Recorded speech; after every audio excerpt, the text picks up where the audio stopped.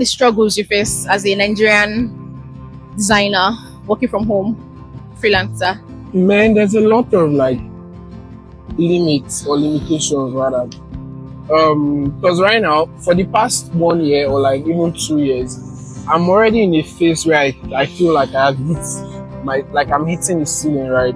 Something has to happen now because like I'm at the top of like the highest level I can get to in terms of like providing value from within the confines of being in Nigeria. So we could talk about like light or like bad internet. I actively pay for two internet providers. I use Starlink, I use MTN. When rain is falling, I trust MTN.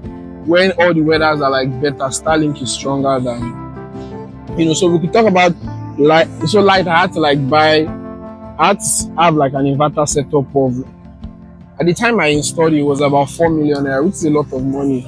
But like it was a necessity, right?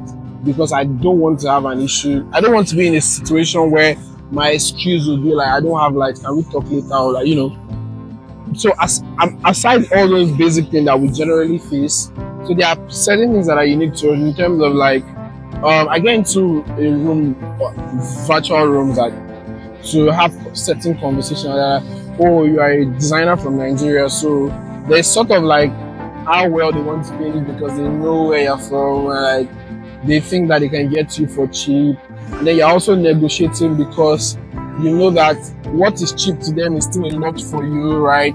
So like these things are like limiting, but at the same time it can also be a win because like if you can earn competitive salary with people over there, then you don't have to worry about things like so the one I cannot mention one of all the things that you have to worry about, but other things like you have to pay rent of like 1,000 or 2,000 pounds every month, right? My rent is probably like 3,000 to 4,000 pounds in a whole year, but that's somebody's rent for like 4 months. So you could have more value for your money here, but then you can also argue about social amenities or like things like good roads and all that, but like that's another conversation. So you could think about these things from like the positive angle and see that regardless of them being like ceilings and struggles, when you look at it that you are in Nigeria and then you